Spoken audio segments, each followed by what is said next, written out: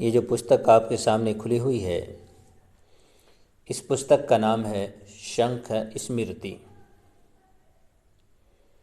आज मैं आपको दिखाऊंगा कि कोई हिंदू से मेरी मुराद है ब्राह्मण, क्षत्रिय, वैश्य, शूद्र के बारे में ये बात नहीं आ रही है जो मैं बताने वाला हूँ।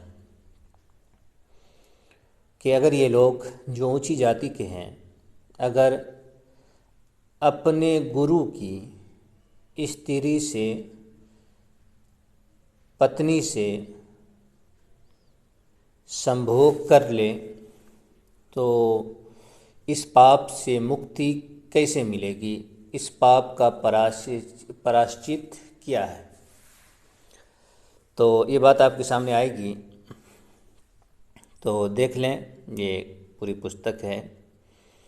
तो शंख स्मृति का अध्याय 12 है और मंत्र 16 है, आपके सामने है। और एक बात और ख्याल में रहे कि इनके यहाँ, और बात ठीक भी है कि कुछ हद तक, कि इनके यहाँ सबसे बड़ा स्थान जो है वो गुरु का है, उसके बाद माँ का है, उसके बाद पिता का है। सबसे ऊंचा स्थान गुरु का है। इसी तरह से गुरु पत्नी का भी स्थान है, जो गुरु की बीवी है। तो जब गुरु की पत्नी के साथ अगर संभोग कर ले तो उस संभोग से प्रायश्चित का तरीक़ा बताया गया है। तो इससे ये बात भी समझ में आ जाती है कि जो उससे नीचे के है, जैसे माँ बहन है, इसके साथ अगर कर ले तो उससे आसान बात होगी। और वो बातें भी यहाँ पर बहुत सी जगहों पे समझ में आ जाती हैं, बहुत सी जगहों से। वो मैं आपको पढ़ कर के सुना दूँगा। और एक बात और ख़्याल में रहे कि मैंने कहा था कि शूद्र के सिवा, क्योंकि शूद्र जो चीज़ मैं पढ़ कर के आपको सुना रहा हूँ ये वेद के मंत्र हैं, और वेद के मंत्र का पढ़ना शूद्र के लिए मतलब कि किसी भी सूरत में जायज़ नहीं है। और वो वेद के मंत्र को नहीं पढ़ सकता है, पढ़ने तो दूर की बात सुन भी नहीं सकता है। बहुत सी धार्मिक पुस्तकों में बात आई है कि अगर शूद्र वेद को सुन ले तो उसके कान में शीशा पिघला करके डाला जाएगा, पढ़ ले तो ज़बान काटी जाएगी, और याद कर ले तो फिर उसके जिस्म के 2 टुकड़े कर दिए जाएंगे। तो ये बात आई है बहुत सी पुस्तकों के अंदर। इसी तरह से औरतों के बारे में भी बात आई है कि औरतों को भी वेद नहीं सुनना चाहिए और न सुनाना चाहिए। लेकिन औरतों के बारे में ये बात नहीं आई है कि कोई औरत अगर सुन ले तो शीशा पिघला करके ये वो करना पड़ेगा। लेकिन इसके बरखिलाफ़ ये बात आई है, और मेरी वीडियो होगी या नहीं होगी तो आ जाएगी, मैं लोड कर दिया हूँ, तो हो सकता है कि 1-2 दिन में आए या आ चुकी हूँ।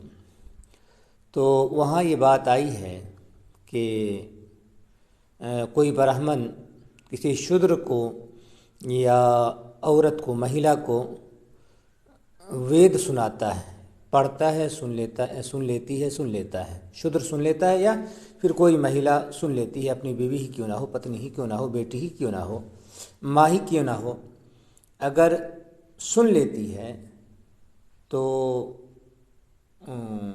नारद पुराण के अंदर, और भी जगहों पे, लेकिन नारद पुराण के अंदर ये बात आई है कि, और मेरी वीडियो होगी इस पे भी, कि फिर ऐसे ब्राह्मण को यमलोक में, नरक में क्या होगा कि उल्टा लटका दिया जाएगा खंभे में, और पाँव को दोनों तरफ से उससे कांटे से बांध दिया जाएगा, और फिर नीचे धुआं कर दिया जाएगा, और वो लाखों वर्षों तक धुआं पी करके रहेगा। ये सदा है शूद्र को और महिला को वेद सुनाने की।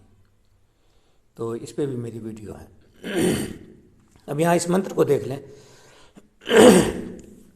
यह है कि जो ब्राह्मण सोने की चोरी करता है, ब्राह्मण की हत्या करने वाला है, गुरु की शैया पर, गुरु के बिस्तर पर शयन करता है और सूरा का पान करता है, शराब भी पीता है, गुरु की पत्नी के साथ अपना काम भी कर लेता है, वो इस मंत्र को 1 लाख जप करने से शुद्ध हो जाता है, इसमें संशय नहीं है। इसको कहते हैं गायत्री मंत्र। 1 लाख मरतबा पढ़ ले कोई अपनी पत्नी से और किसी से भी ये किया हो, बल्कि ऊपर महापातक आया है कहीं पे, महापातक पातक कहते हैं।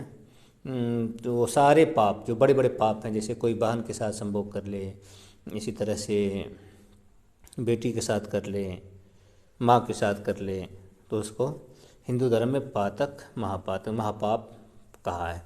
उसके बारे में भी बात आई, यदि 100 बार जप किया जाए तो ये देवी गायत्री दिन भर में किए हुए पापों को नष्ट कर देती है। 1000 बार जप करने से अनेक पातकों से उद्धार कर देती है। यदि 10,000 बार जप किया जाए तो सब प्रकार के पापों को नष्ट करने वाली हो जाती है। 10 बार अगर कर लें तो कोई भी पाप हो तो इससे मुक्ति मिल जाती है, गायत्री मंत्र। लेकिन ख्याल है कि गायत्री मंत्र जो मैंने कहा था वो ये है कि गायत्री मंत्र ऊंची जाति के अफराद ही पढ़ सकते हैं, ब्राह्मण क्षत्रिय वैश्य। शूद्र कदापि इसको ना पढ़े, किसी भी सूरत में नहीं पढ़ सकता है। पढ़ेगा तो फिर ज़बान काट दी जाएगी, यही कहता है धर्मशास्त्र। और इस हिसाब से औरत भी नहीं पढ़ सकती है। मेरे पास बहुत सारे सबूत हैं और वीडियो भी है कि औरत भी गायत्री मंत्र को नहीं पढ़ सकती है। तो ये बात आपके सामने आ गई कि 10,000 बार पढ़ ले तो कोई भी पाप किया हो, माँ बहन के साथ भी उल्टा किया हो, तो वो सारे पाप ख़त्म हो जाएंगे। और यहाँ है कि 1 लाख बार अगर पढ़ें तो फिर जो सबसे बड़ा पाप है कि गुरु की पत्नी के साथ कोई इस तरह का कुकर्म कर ले तो फिर वो पाप भी ख़त्म हो जाएंगे। इसमें शक करने की गुंजाइश नहीं है, एकदम यकीनी बात है। इस मंत्र के अनुसार 12 शंख स्मृति अध्याय 12 मंत्र 16 के अंदर कि शक नहीं है, बस ये यकीनी बात है। 1 लाख बार गायत्री मंत्र को पढ़ लें तो सारे पाप ख़त्म हो जाएंगे। तो जो मुझे बताना था कि वो मंत्र कि कोई हिंदू सनातनी अगर अपने गुरु की या अपने माँ बहन कोई भी हो उसके साथ अगर गलत कर दे, संभोग कर लें, सेक्स कर लें, तो इस पाप से मुक्ति कैसे मिलेगी। तो यहाँ वो बात आई है। तो खैर बात समझ में आ गई होगी।